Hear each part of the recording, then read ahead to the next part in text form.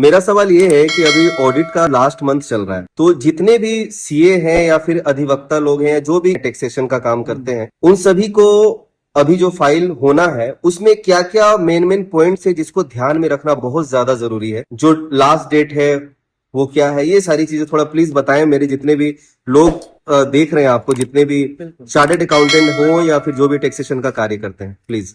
मैं आपको बताता हूं, अभी 24-25 का ऑडिट चल रहा है। अब कैटेगरी ऑफ टैक्स पेयर्स दो है हमारे पास, large tax payers, small tax payers. तो लार्ज टैक्स पेयर्स हैं, उनके पास तो 1 अक्टूबर का महीना है जिसके अंदर वो 24-25 का कोई अगर मिस्ड आईटीसी है जो क्लेम करना रह गया, वो आप 30 नवंबर तक कर सकते हैं। यानी कि अक्टूबर की 3B का टाइम पीरियड मंथली वालों के पास है, लार्ज टैक्स पेयर्स के पास है। लेकिन जो क्वार्टरली टैक्स पेयर्स है, जो QRMT वाले हैं, उनको एक सतर्कता यहां बरतनी है कि जुलाई, अगस्त, सितंबर की जो रिटर्न जानी है 3B 24 तारीख को जानी है झारखंड राज्य के लिए।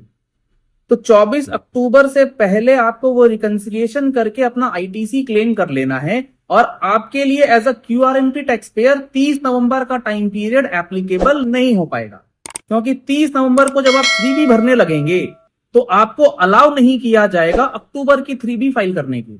आपके पास दो ही विकल्प है, या तो आप जुलाई से सितंबर की रिटर्न को 30 नवंबर तक डिले कीजिए, जिससे आपकी लेट फीस इंटरेस्ट का जो लाइबिलिटी है वो बनेगा।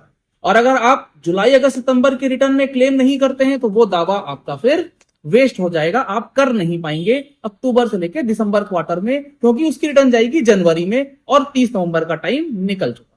तो ये एक सबसे इंपॉर्टेंट इशू है जो कि आपको ध्यान में रखना। ऑडिट जो रिपोर्ट तैयार होती है, उस रिपोर्ट को बेटर तरीके से और अच्छे तरीके से तैयार करने का कुछ नुस्खा बताएं और तरीका बताएं, किस तरीके से उसका हेडिंग्स हो, उसका फ्रंट पेज हो, या फिर जो जिस तरीके से हम लोग उसको तैयार करते हैं। सबसे इंपॉर्टेंट, जो ऑडिट रिपोर्ट जब हम लोग प्रेजेंट करते हैं, तो वो ऑडिट रिपोर्ट सिर्फ एक पीस ऑफ डॉक्यूमेंट नहीं है, वो ऑडिट रिपोर्ट आपके banking, financial institutions, audit departments, revenue departments, हर जगह पर उस ऑडिट रिपोर्ट की वैल्यू है।